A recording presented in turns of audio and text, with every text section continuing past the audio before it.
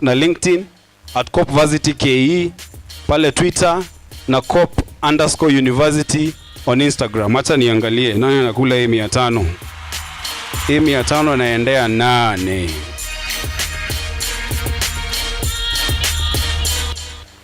Tutapeana 500 ya Twitter na 500 ya Instagram na Facebook combined. Let me check. Hashtag ni CUK Cultural Week 2022. Make sure you tag us on our official social media handles, Co-Operative University of Kenya on LinkedIn and Facebook, at COP-Varsity KE pale Twitter, and then COP_University on Instagram. Let me see whether there's someone who has done so. I'm told we good to actually tweeted or posted a selfie of themselves using the hashtag. So I'll invite the university choir to do the national anthem, and as they do that, I want us to be silent and on our feet. Tunyamaze na tusimame for the national anthem, East African anthem, and the university anthem. Karibuni.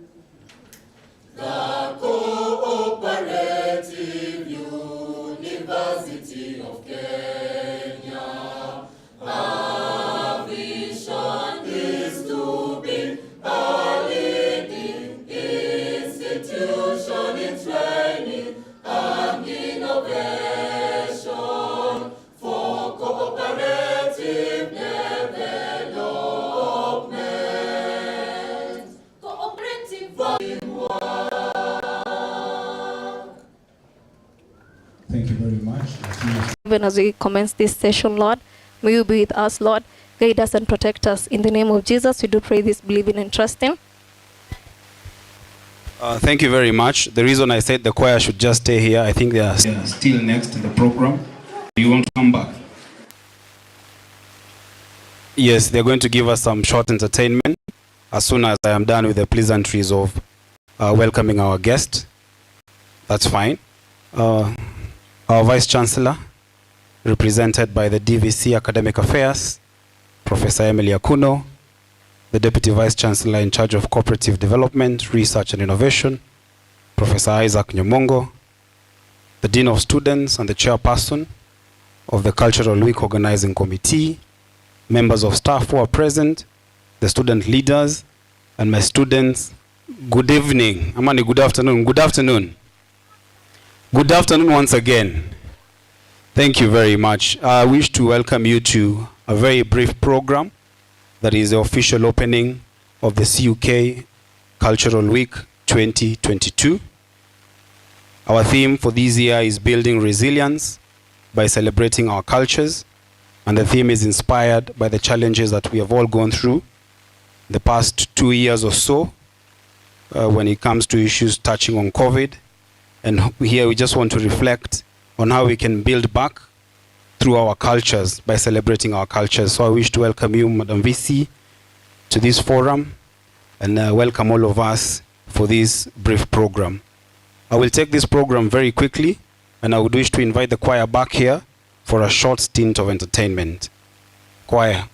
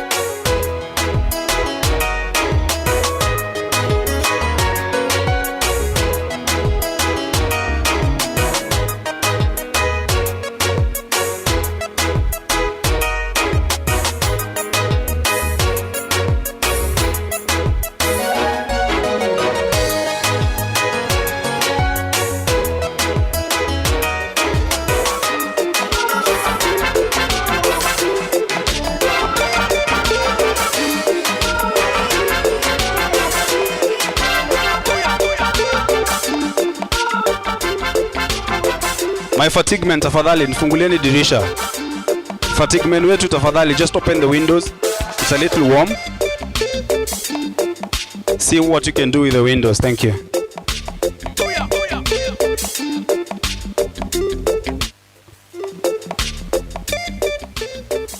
Yeah, ladies and gentlemen, in front of you is the Co-Operative University School Choir, and we want to showcase what we have prepared for the Cultural Week. The title of the song is Baba Yetu. We want to praise God for the far that He has brought us. Amen.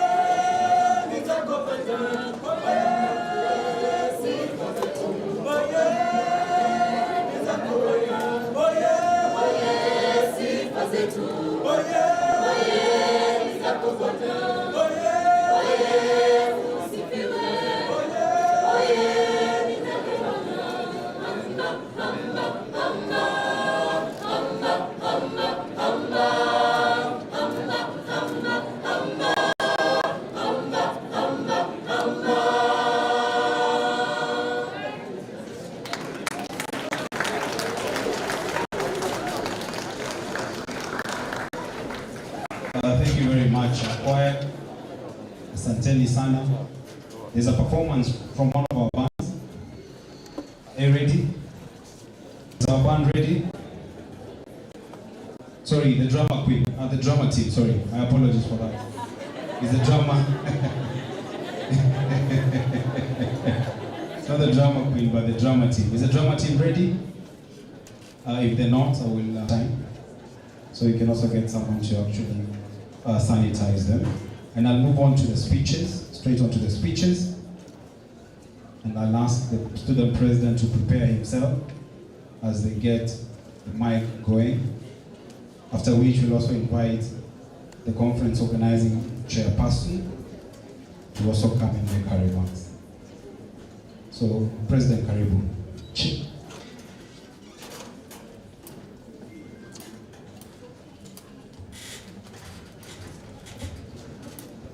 The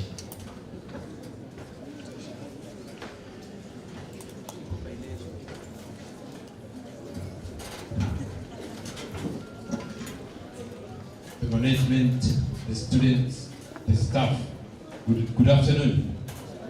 For those who don't know me, my name is Collins Brandon Rotundo. I'm the current Cooksu chair and also outgoing. I want to welcome all of you to our Cultural Week, which has just begun today. And I want to urge all of you to be part of this Cultural Week and let us make it a success together. And I want also to thank the management for allowing this event to take place for a full week for the students to enjoy their cultures. So mpigie management makofi.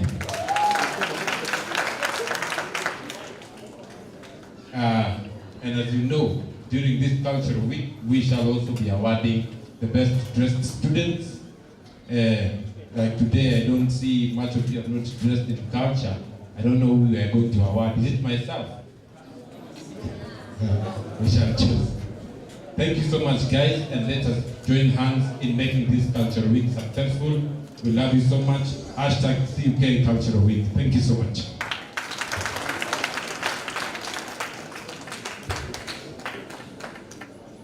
Yes, thank you very much, Mr. President. Tupigie President makofi better. Tupigie makofi and I talk about 5 factorial. 5 factorial.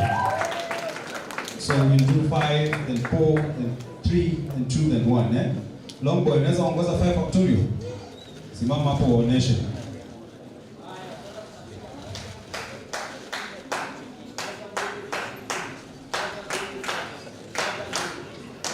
Asante, twende kazi.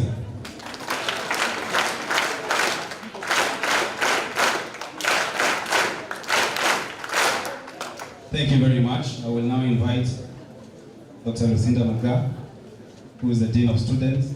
I also call her to come and give her remarks. And I'll give her the very noble duty of inviting the DVC CDRI, Professor Isaac Nyamongo, to come and give his remarks. And thereafter invite the DVC Academic Affairs and the person holding brief for the Vice Chancellor, Professor Emily Akuno, to also make her remarks, and those of the VC. And subsequently, we will move the program forward. And I'd request that the university, the drama band, the drama performance be ready, and of course the university band. Thank you very much. Karibu Dean.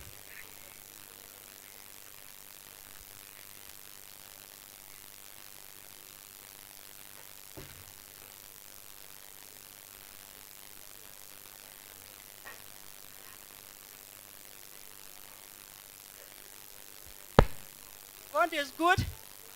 And all the time. That is his name. Wow.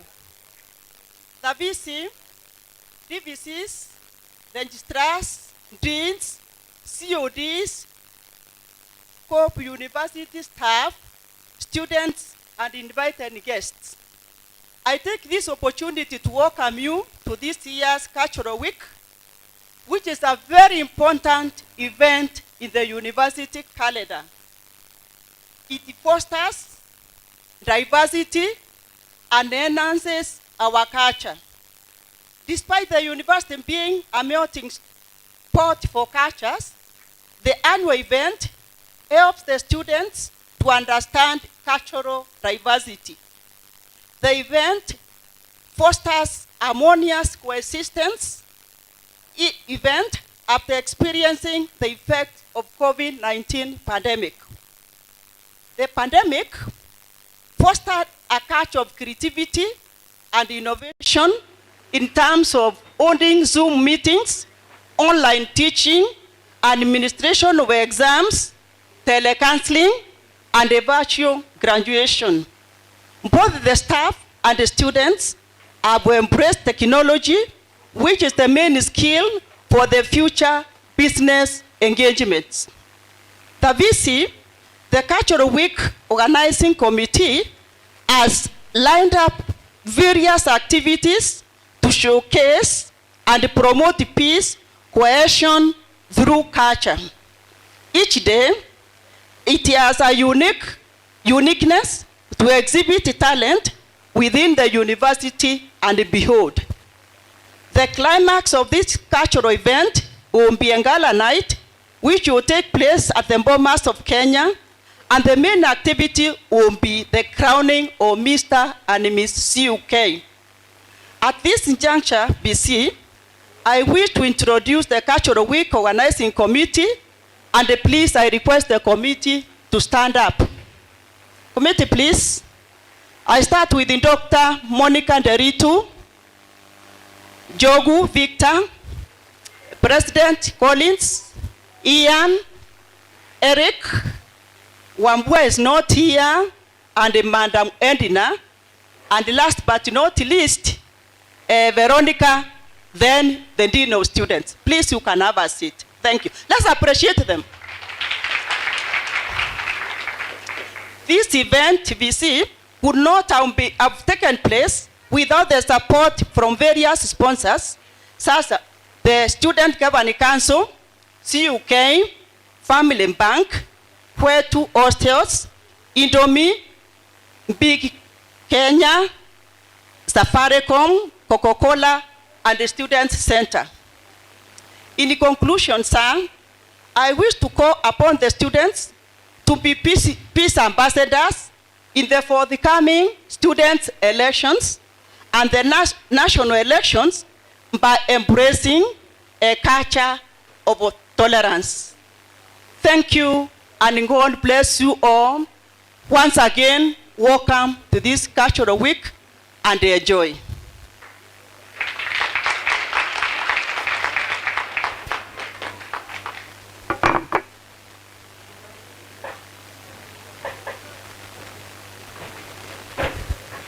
Dean, you are to invite someone.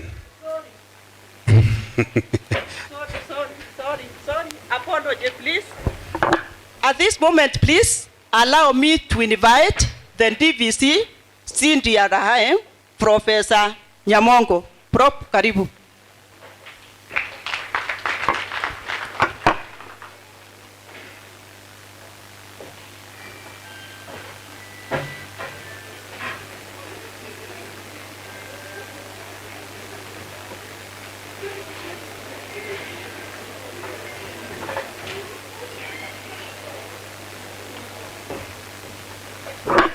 I think that's what politicians do. Just hang it around like that, right?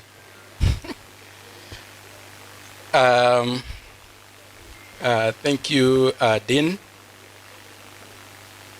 I wasn't planning to say anything, but I have been asked to. And those of you,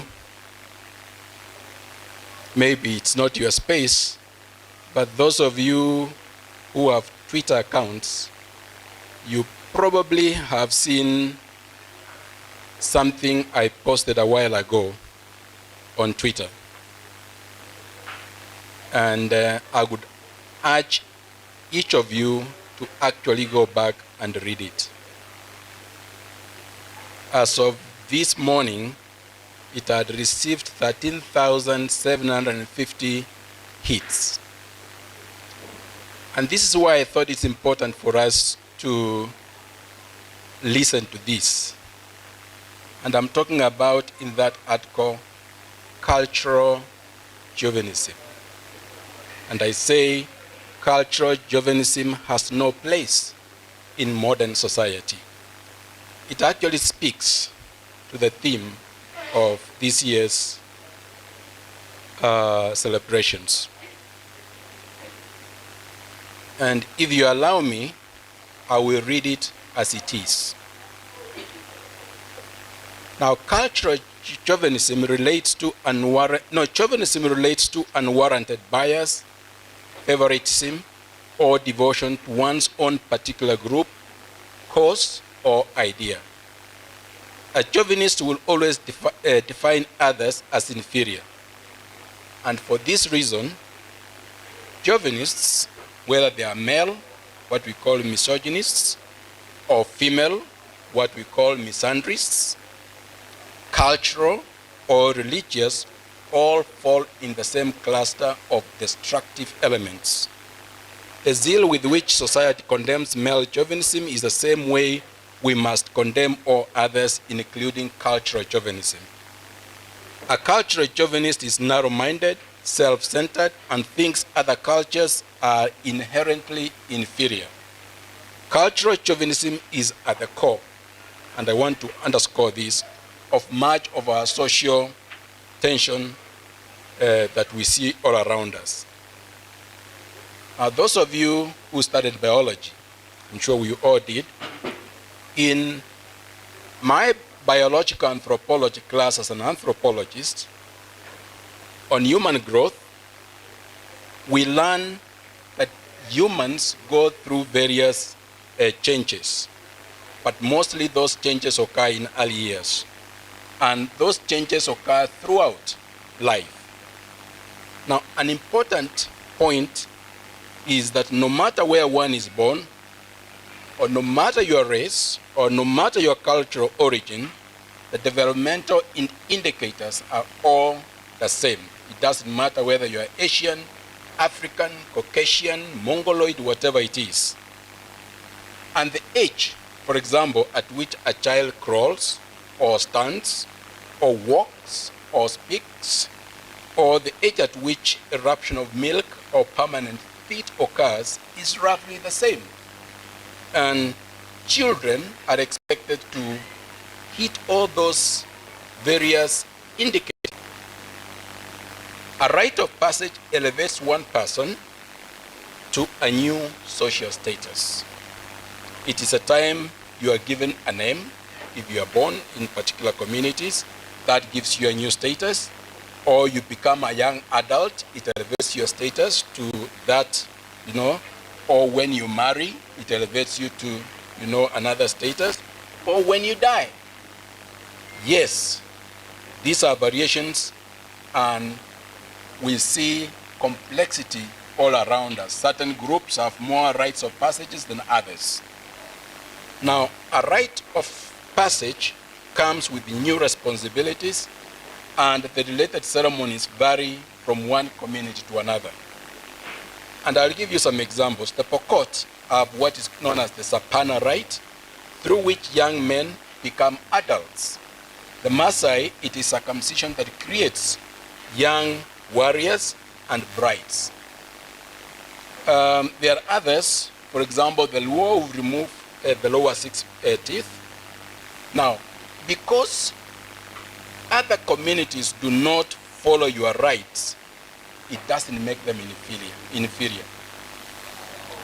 Now, the Agikuyu, in anthropology we call them Agikuyu, what you call the Kikuyu. The Agikuyu used to have near universal clitoridectomy. And if you doubt me, read Jomo Kenyatta's book, Facing Mount Kenya. 8 years down the road, if you look at the Kenya Demographic Health Survey records, 15% still do. From near universal to only 15%. Now, the question I want to ask is this: have their women become inferior? The answer is no. It is therefore noteworthy to note that some rites of passage have functional utility, while others don't. Now, rites of passage parallel different education systems, and depending on the country you reside in, or if you're in this country and you have the resources, and depending on your preferences, our children might go through the CBC system, others may go through the British system, others may go through the French system, others may go through the American system. Those are all rites of passage. Now, if these guys have gone through this system and they have qualified to become either engineers or doctors or teachers, whatever it is, if you're on the operating table and the doctor is about to operate you, you don't stop and ask them, before you do that, what was your educational system? Did you follow the CBC or did you follow this? You are there, you wait to be what? To be operated on. So, therefore, to take your cultural rite of passage and impose it upon others as though it is the sole criterion of maturity puts you in the same class of chauvinists. And all chauvinists must suffer the same fate. They must be condemned by all level-headed human beings, or if it doesn't happen, it soon evolves into a condemnation of other practices like wearing the hijab, like the Sikh turban, like the Akorino turban. If we do not condemn chauvinists, it soon evolves into other things. Therefore, those thoughts of chauvinism have no place in modern society. They should never be given room, as they are retrogressive and confine us to our cultural cocoons. It is that simple. Finally, if Kenya must develop within its diverse cultures, let us rethink how we engage as a nation. Cultural diversity must be exploited to create what? A nation that is resilient. Now, in population genetics, we learn that our genetic diversity brings about our stability. That where there is genetic diversity, those populations are very stable. Our cultures must act likewise. Thank you. May I now invite the VC,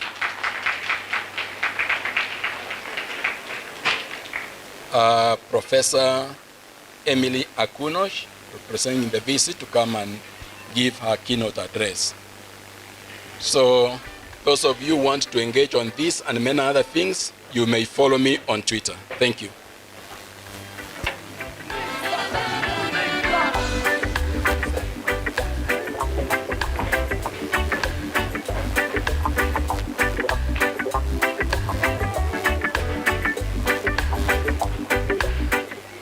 The DVCs, the deans, directors, colleagues, our very distinguished guests, and the wonderful house full of participants in the 2022 CUK Cultural Week. Good afternoon. It is such a joy to see all of you. I would like to speak as the DVC academics first before I read the Vice Chancellor's message. And as Professor Nyamongo was talking, I was being incited to set a cut. So here goes, question 1. What is the English word for the male who is a chauvinist? That was question 1. That was part A. Part B, what is the English word for the female who is a chauvinist? I put them in that order because that is the way he presented them to us. That was question 1. Question 2, what is the significance towards resilience of biological diversity? Mbona hamwandiki? You can use your smartphones for this cut. Ladies and gentlemen, it is great being here. For the past 4, now 5 years, we have had something cultural. The first year, it was a day. I think the second year, there were 2 days. And later on, they became a full week of engagement, of activities, some in the morning, most from 2 o'clock into the early hours of the evening and into the night. Not all of them, and gentlemen, I wish I could have your attention. Thank you. Not all of them obviously cultural. For example, when you talk about cohesion, NCIC is with us? Thank you. When you talk about cohesion, national cohesion, we don't think about culture in that respect, do we? And yet it has ingredients of culture. I just want to look at let's just analyze the theme for this year. And it says, building resilience by celebrating our cultures. My question to you is, what do you consider your culture to be? And this is for reflection. And then, how do you celebrate it? What is there in it for you to celebrate? And then the third bit is, how would your celebrating your culture lead to resilience? And when we talk about resilience, I cannot help but think of March 2020 into and perhaps going on. I mean, it is a wonder that so many of you are without masks and nobody is kicking you out. We have had to develop resilience. And this, I suppose, is health related. But what other types of resilience are there? And how does the diversity of our cultures, when we celebrate them, how does that lead to resilience, and what kind of resilience? And it is important for us to think about that. As a university, we have 2 elections coming up. The internal CUK elections and then the national elections. How is your culture going to play into how you conduct yourself with respect to these elections? Because your culture, whatever it is that you want to think about, has an impact on your attitude, and your attitude strongly influences your reaction. Your attitude will determine whether you will react or respond to a situation. And you will ask me, what is the difference between reacting and responding? Is that the 4th question in your card now?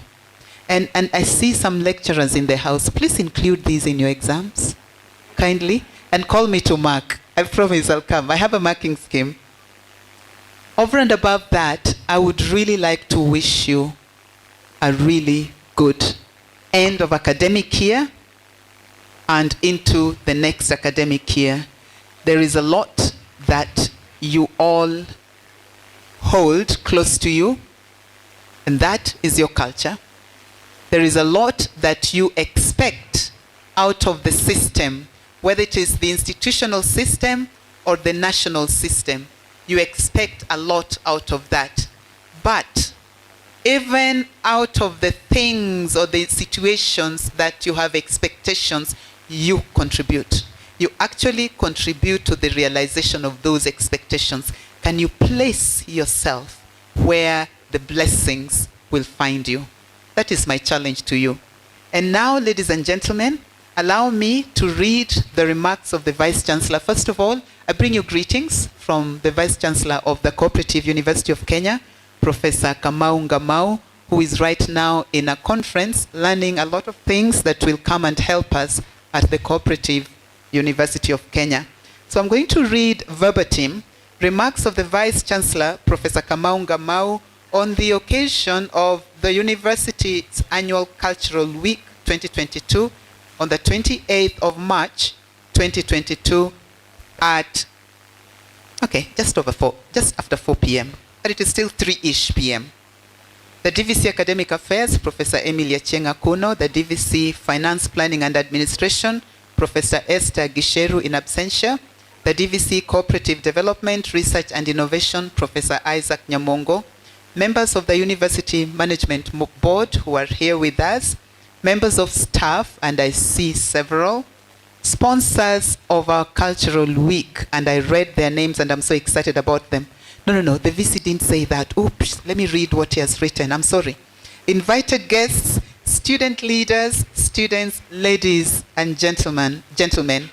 This afternoon, I am delighted to join you as we embark on the activities to celebrate our different cultures in this year's annual Cultural Week 2022.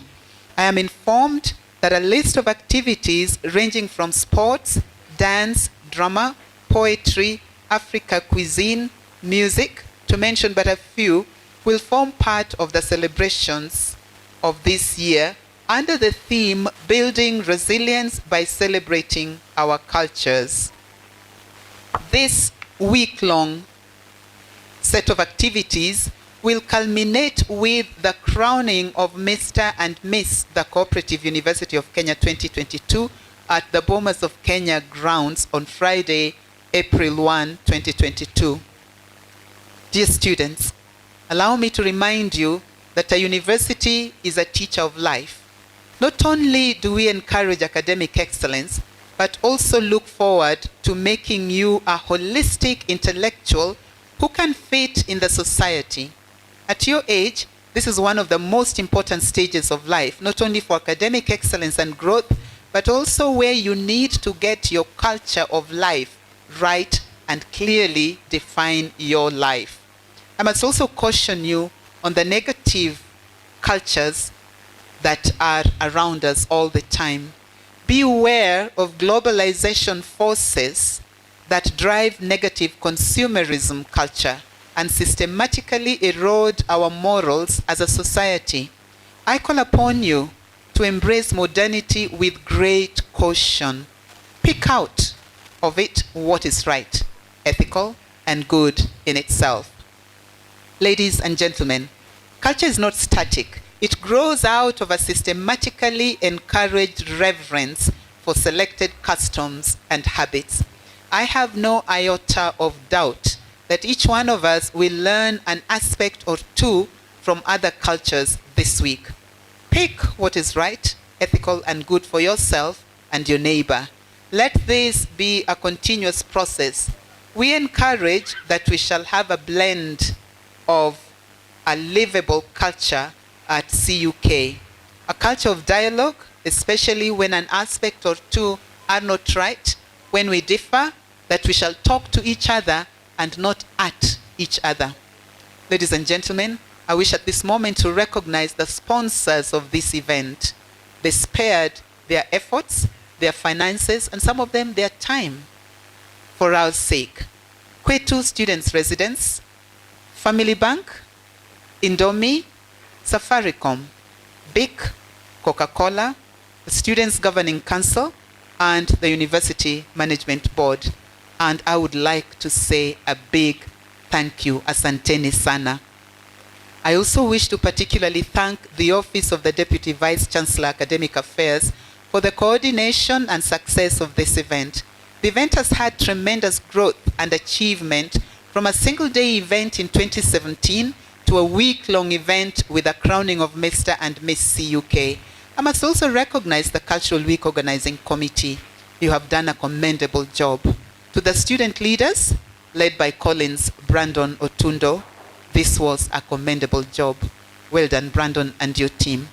My office will fully support such events that are geared towards showcasing what the Cooperative University of Kenya is all about. Ladies and gentlemen, as I conclude, I wish for all of us to engage during the week-long celebrations as we go about the planned activities. Let us share our experiences this week across our social media platforms under the hashtag CUK Cultural Week 2022. Thank you, Victor, for taking us through that. With those few remarks, ladies and gentlemen, allow me to declare this Cultural Week officially opened. Thank you, and God bless you.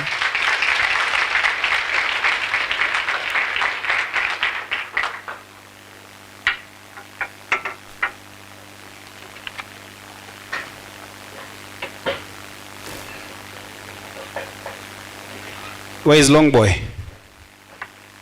Long Boy? All right, we'll do another 5 factorial for all the speakers who have just spoken to us. From the Cultural Week Organizing Committee Chair, and just before her, we had Collins, and thereafter we had the DVC in charge of Cooperative Development, Research and Innovation, with that very wonderful piece on cultural chauvinism. Thank you very much. And of course, the remarks from the DVC in charge of Academic Affairs, who's also holding brief for the Vice Chancellor, Professor Emilia Kuno. Asante Asana. We'll give our 5 factorial. Twende Umi, you're going to help us with the 5 factorial. Simama, give us a 5 factorial. 5, 4, 3, 2, and then 1. Niwe Umi, you have to give us 5 factorial. You can demonstrate 5 factorial. For purposes of those who are not here before, you can ask your friend.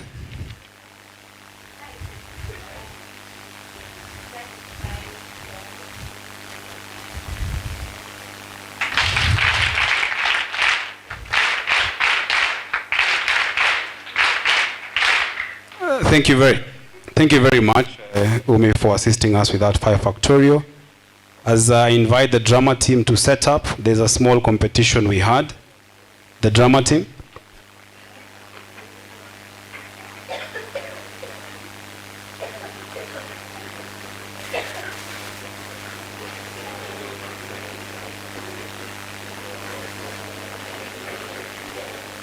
All right then, I'm just being guided here. We are going to start with a dance group. So as the dance group sets up the stage, tafadhali kujeni hapa as I take people through the small competition we had. The competition ilikuwa inasema aje, you take a selfie, alafu fanya nini? You post using which hashtag? CUK Cultural Week 2022, and thereafter you are required to also tag us. Dancers tafadhali, I need to see you on stage tukimbiza hii program. So naona ni mutu several, but I think the winner we have on Instagram, there's a lady here who has posted a very beautiful photo of herself, and she gets to receive 500 Kenya shillings. That is D Brand KE. Uko hapa? D Brand KE? Yeah? Yes, there you go. I see your face. So Kolo, tafadhali mpatie 500 shillings. Come at the front here and receive your 500 shillings. Thank you very much. Then I will go on to Twitter wanasema kuna, yes, I see someone here called Acapella Ilest. Acapella? Ako wapi Acapella Ilest? Check 1 2. Acapella Ilest? Acapella Ilest? Oh yes, I see him. Yes, he also receives some 500 shillings. Facebook sijaona mtu yoyote. So the Facebook competition is still open. So this is what you do. You take a photo of yourself. Toa simu haraka haraka. Tuingie Facebook. Toa simu, take a selfie of yourself. Post using the hashtag CUK Cultural Week 2022. And also tag us on our various social media handles. For Facebook is the Co-Operative University of Kenya. Pamoja na LinkedIn is the same thing. For Twitter is at COPVarsity KE. And for Instagram is COP_University. Kolo, do we have some more money? Niwapatie another task. Are you feeling philanthropic? Tutumie contingency. Another 1,000 shillings.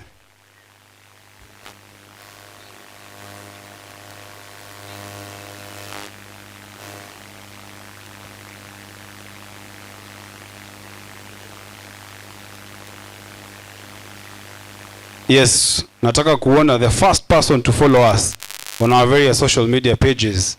The first person to follow us atapata 500 Facebook, 500 Instagram, na 500 pale at COPVarsity KE on Twitter. The first person to follow up, I'll be awarding that next. Our dancers, tuko tayari? Tuko tayari? All right, then the floor is yours.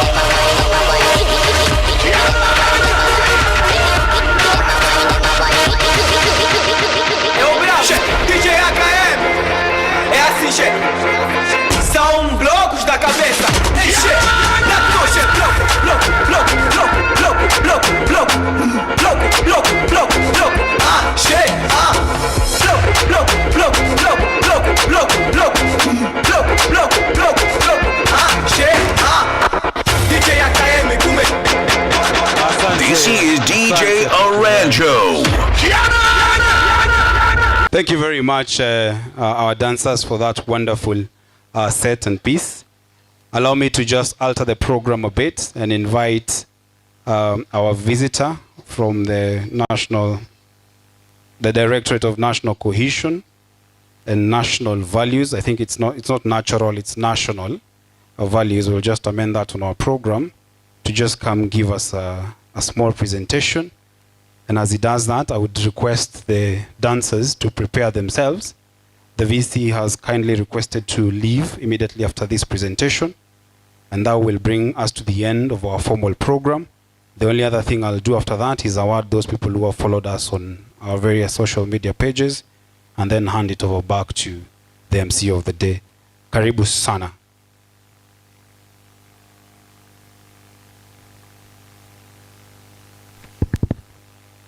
The Vice Chancellor and all protocols, good afternoon. How are you? Now, my name is Edward Nyongesa from the Directorate of National Cohesion and Values in the Ministry of Interior. I've been here before during a cultural event like this one. But the last time I was here, the house was not as full as I can see today. I'm happy that we are all here today to observe this cultural week and to focus on the agenda that is being set on this opening occasion. I'm happy with what has been spoken here before, especially the DVC speaking about cultural chauvinism, which is a key agent in fomenting ethnic hatred and that works against the spirit of national unity, but is also born from a mind that is devoid of the values, and that is the direction I want us to talk about.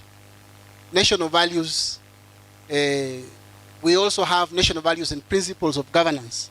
But we want to see the context of national values even as we celebrate this year's Cooperative University Cultural Week. And we would want to see why national values. That is the question the VC was telling us about an examination. I think you can add to that exam, why national values, so that by the end of my talk, we should be able to see why it was necessary. We are now operating under the Constitution of Kenya 2010. Before then, we had the Independence Constitution. But the drafters, or Kenyans as such, found that that constitution was not serving us as well as it should have been, because we had so many ills in our society that could not be addressed by that constitution. And they found it necessary that we repeal that constitution and come up with a new one. And this new one prescribes a set of values called, they are in Article 10, National Values and Principles of Governance. We'd want to see why did we find it necessary to prescribe for ourselves. Because values, like we know, are part of our culture. They are the beliefs, the principles that people hold, and they cut across. We share what is good, and we share on what is bad, what we can do and what we cannot do at various stages in various contexts. So whatever it is that we have prescribed for ourselves in terms of guiding our behavior, our conduct, and in terms of how government should conduct the business of governing us, that is what we would want to see as the values. And I want to point out from the onset that we have basically 7 categories of values. Number 1, the individual values. This is talking about who we are, what we believe in, how we carry ourselves. Most of the time, we are characterized and sometimes referred to by the values that we hold as personal values. People will be described as, if they like tidiness and cleanliness, huyo msichana msafi ule anafanya hivi, depending on your outlook, ama ule mchafu, depending on the degree of how you vary from there. That kind gentleman, that kind lady, that is personal value, the values of integrity. We also have family values, acknowledging the fact that families are the basic units of raising members of our society. Before you go to school, there are certain values that we adopt and we pick from our families regarding how we relate to one another, the value of community. We talk about Ubuntu in Africa, that we are because you are. And together we become what society is. That collectively we can create something that is for the benefit of all of us. That is Ubuntu. And we learn that from the family setting where we are born and raised. We have religious values or spiritual. That is, what do you believe in? What's your relationship with the Supreme Being? If you believe or you do not believe. That again will be your religious standpoint. That some will reverence the Supreme Being, some will attribute a direction and honor to the Supreme Being, and would want to conduct themselves in a manner that would please and satisfy the expectations that are upon your life at creation. So that again becomes a set of values. We have cultural or community values, depending on where we are. And I think the DVC talked about that at length in terms of how we have been cultured. And this is born out of the economic styles that we adopt. They are born out of the environment, the physical environment where we were born from. If we were pastoral, if we were agricultural, if we were near the lake, those cultures will be formed by that set of environment that we have, but also formed by the historical experience that we have gone through. Then we also have institutional. Now when we come to the corporate world, the university has core values for the university, and we know what they are and how they contribute to what that institution becomes in the end. We have values and principles in the Constitution, Article 10, national values and principles of governance. And we also have values and principles of the public service. So all those are various sets, and we can talk about each of those at length. But I don't want to go there a lot. I just want us to focus on the national values and principles of governance in Article 10. And we want to ask ourselves why it was necessary for us to prescribe for ourselves. And we have 17 national values and principles of governance. Now, when I say national values and principles of governance, values is what will guide how we relate with one another, how we relate as members of society. But principles of governance will apply to persons holding office. That if you're in employment or you have a responsibility as an officer of government in whatever category or institution, how you discharge that mandate is what will be the principles of governance. Those values will guide how you discharge and deliver on that mandate. And the reason why these were found necessary are four. And I'll say because those will be what summarizes all those values. Why it was necessary for us to have national values, number one, is in order for us to create a national identity and to exercise our sovereignty as an independent state.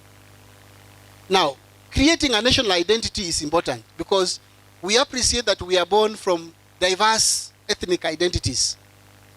We used to talk about 42 ethnic communities, but we have since in the last 2 years increased this to about 46. When we added the Makonde, we added the Kenyan Asian community, and there we are. So those are the ethnic identities we are talking about. We also have diverse religious persuasions. We also have diverse economic engagements, the socio-economic stratas. So all those will be points of departure in terms of relating the diverse factions of society. So in order to mix all these to create an identity called Kenya, we found it necessary to have a set of values that when we work towards and we entrench them and we embrace them and live our lives in those lines, then we will be able to create a national identity. That our Kenyanness will rise above our other identities, be it ethnic, be it social, be it economic. And here we are talking about values which we have in the Constitution that include patriotism, that is value number one, national unity, that's value number two, sharing and devolution of power, that's number three, the value of the rule of law, and lastly, number five, the value of democracy and participation of the people. Those are the values that should guide us, that we love our country, we are committed to getting the agenda of our nation achieved, regardless of whether that will be to our comfort or not. We will represent Kenya positively, and we will be willing to work with one another in terms of national unity. So that is reason number two, why we found it necessary to have national values in the Constitution is in order to create a national identity and to create a framework for exercise of our sovereign power. Reason number two is in order to protect the Bill of Rights. The Bill of Rights are the basic rights, entitlements. As a human being, God created us to enjoy certain liberties, and you don't have to qualify. And here we are talking about a set of values, and I will run through all of those, including human dignity. That means to be respected as a human person. Another value is equity, which is a value of fairness. And we see equity exercised in our country through the Equalization Fund. That when we are sharing out our resources at the end or every financial year, there is a budget that is allocated on, it's called Equalization Fund, that is given to areas that have been lagging behind. We also exercise equity where we look at differences that exist between the gender, and we create the affirmative action to enable the female gender to get access to capital. Women Enterprise Fund, for example, that is part of the equity, the value of equity that we have. We can go on and on. The other value is social justice, inclusiveness, equality, human rights, non-discrimination, and protection of the marginalized. Those are basically some of the values that fit into the agenda number 3 of the exercise of the Bill of Rights, that every person born in Kenya or living in Kenya must enjoy the basic human requirements. that they cannot be discriminated because they are foreign or because they are of female gender. They cannot be excluded from making decisions on matters that relate to them. So that is the value of protection of the Bill of Rights. Then reason number 3 why we had the values in the Constitution is in order to exercise good governance, transparency, and accountability. That we have to minimize wastage. At the moment, we are talking about corruption being a national cancer in our society. In the past, we would hear in the news scandals of a few millions disappearing. But nowadays, we talk about billions. And we are saying, where is this going to lead us? So that is a leakage, a shortage in terms of how do we govern ourselves. So the prescription in the national values is that why we have this disease and this problem in our society stems from a lack of values. That why would you steal $1 billion when you don't need it in the first place? And when you have so much, why do you continue amassing a lot of wealth for yourself? That tells you that that fellow is just greedy and insensitive to other people. So when we entrench values, then it will help us address this kind of... And lastly, number 4, reason why we have values in our society, in our constitution, is in order for us to have sustainable development. And sustainable development is in itself a value number 17, the last one, which talks about utilization of our national resource in the current dispensation, aware that there are other generations that will come after us, and they must be catered for. So that's why, to enhance this value, we are promoting innovation, we are promoting transfer of knowledge and skills, we are promoting proper management, that resources that we have now as institutions, as a country, are not depleted so that next generation will lack what to do in their time. So that is a value in itself, and the last reason why we needed to have values in our constitution. And therefore, as we enjoy ourselves, because that's what we will do this week during the cultural expression, we must bear in mind that national values are supposed to be a part of our culture. Values are part of the culture of our people. We know them by the culture, like I said in the beginning. And so we must bear in mind that what we have prescribed for ourselves, and you as the elite of our society, because university graduates are not ordinary Kenyans out there. You are opinion leaders, opinion shapers in your own caliber, where you come from, the circle you interact with. You must bear in mind that we must transmit these values in understanding, and when we have entrenched them, we'll be able to hold whoever is responsible to account in the various platforms that we have. Thank you very much.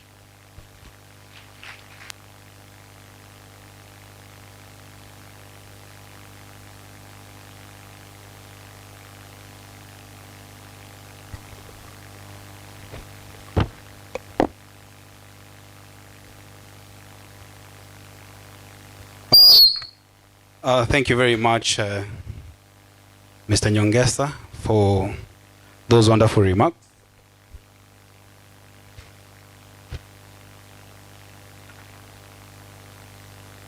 And for giving us a brief on the 7 categories of values. Mlikuwa mnasikiza? Niulize swali? Na haina pesa. Ni swali tu. Thank you very much for talking about the 7 categories of values: individual values, family, religious, cultural, organization, national values, and those touching on governance, and of course those from the public service, values of public service. Thank you very much, and the brief that you've given us about national values and principles. And I think this is the best persons to talk to when it comes to those particular issues, because they're going to be the future governors, hallelujah, future MCAs, hallelujah, kwa MCA amtaki, future deputy governors, presidents and members of parliament, and then people who are going to be leading organizations such as the ones we're having here. And it's important that you have a firm foundation when it comes to issues of values. With those many remarks, and thank you very much, Mr. Nyongesa, once again for your wonderful presentation, I would wish to bring this program to the end of the formal part, and I had invited the dancers. Unajua VC haezi toka tu hivi kimangoto, si ndio? Where are the dancers? Where are my dancers? And the choir, kujeni hapa muimbe wimbo tukitoka. Na mwanza na ya the Luo, then mwende kwa Agekoyo. Professor Nyamongo, am I saying it right? Is the Luo, Agekoyo, and for Kalenjins, what would you call them? Just hold on. Sorry? Abagusi? I think that is also correct. Yeah, I'm just throwing Aba, Agekoyo, Abagusi, the Luo, Amero, Mantoma Amero. Yes, Mantoma Amero. I think the dean is there saying that Mantoma Amero. Where are my dancers and the choir? Sitaki VC asimame peke yake. My dancers and the choir? Choir and the dancers. Just a few songs, and then the VC will rise together with the guests that we've invited, and then they will take their leave. Nataka mukuje hapa, rumba hapa katikati, hakuna kwenda huko nje. Just come here and sing until VC aamuke. We fundo wa mitambo, juu ya online stream tafadhali kidogo tu. I will give you your time. I'll give you your time, a lot of time. Kindly, eh?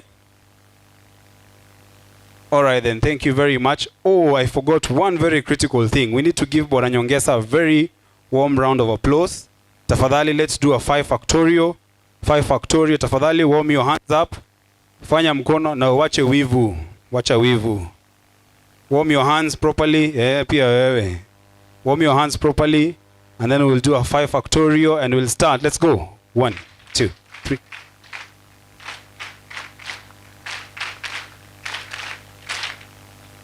Kuna watu wanaambiwa answer question 1 and any other 2. Anajibu 2, 3 na 4. Anaacha 1.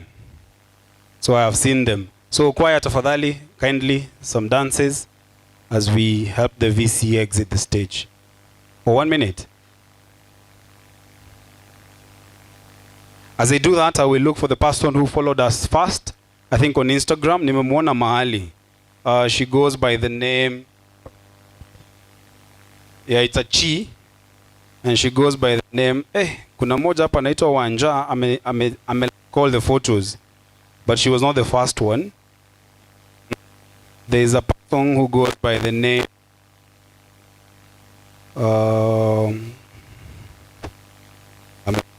amepotea. Yes, Mushiri Chacha. Mushiri Chacha. Mushiri Chacha. Where is Mushiri Chacha? Where? There we go. You're the person who's followed us first on Instagram. I'll do Facebook and Twitter soon after the VC leaves. So we have your 500 shillings. Unaweza ongea na president hapa, upate airtime. Choir, are we set?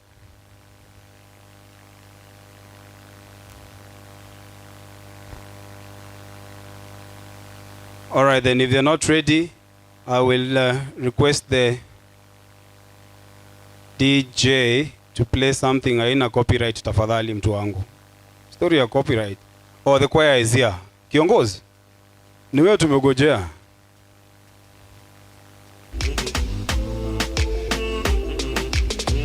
We exit. Yes, as we exit. Yes. It's from down here. DJ, thank you very much. Any song, any traditional one.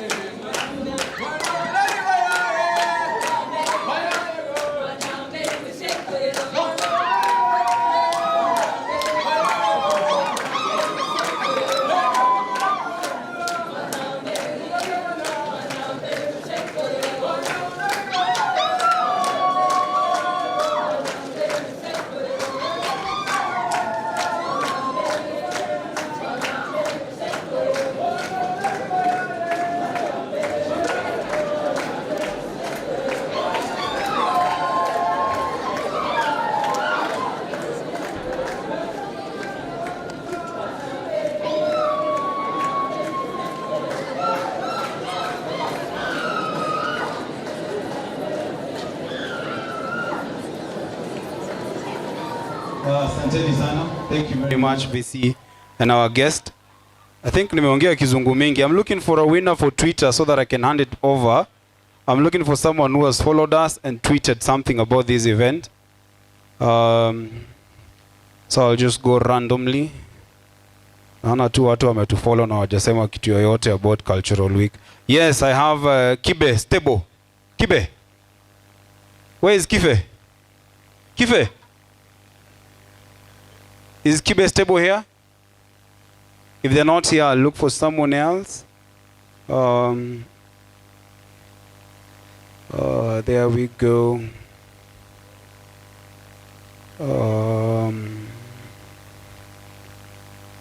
There's one I had seen somewhere. Sijui amepotelea wapi.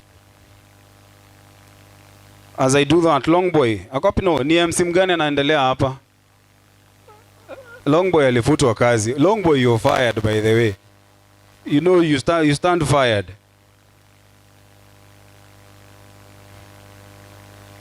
I'm looking for someone who's followed us and tweeted something about ourselves. Just entertain them as I look for something here. Yes, as we do that, we will officially end our online stream because of copyright issues. So we'll just record for a few more minutes, say for another 30 minutes, we'll just have a recording. For the next 15 minutes, I think, so that we can close our recording at 5. Huyu Longboy ananga adabu. Ndio maana nilifuta yeye kasi. Na nimekurudisha hapa. Bojea nani amekurudisha hapa, acha kuignore hiyo story. Kibe yuko hapa? Kibe bwana. Kife ama Kibe? Kife. Modo wa nyubae, weko. Nganga Edwin. Nana. Yes, there we go. Nganga is there. Haya, kuja bwana ukule 500 yako stima. 500 yako hapo. Na usikunywe keg. Then we'll have ni gani sijafanya Facebook, is it? Facebook. Let me see whether I'll see something on Facebook.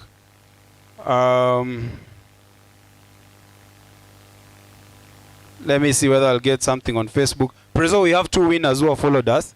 There was, I think, Chacha, is it? Was it Chacha? On Instagram. Where is the lady? Where is she? Kujia hiyo 500 yako, and then there is another, yes, there he is. So I'm looking for someone on Facebook. Okay. As soon as I get one, I'll let you know. Okay. Thank you very much, and God bless. All right, show some love for Mr. PRO, Mr. Njogu himself, the super MC, the super baddest. Wapi makofi ya PRO tafadhali? Ngoja kwanza. Kwani nyi wote mlikula indomie huko chini?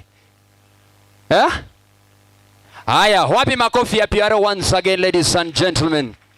Asante sana. Thank you very much, Mr. PRO. So, ladies and gentlemen, a time has come. Yes, for we the MCs now to take over from the official MC, that is PRO. So ladies and gentlemen, right about now, I want to introduce to you guys one of the baddest, one of the super baddest MCs in town. He is from KTN. He is from Straight Up. Ladies and gentlemen, show some love for wamesema bado. Aya, technician, engineer wa music. In the meantime, fanya kitu, lakini kolo usifulize. Peana tu, lakini hapana fuliza. Alafu itakuwa sawa. Aya.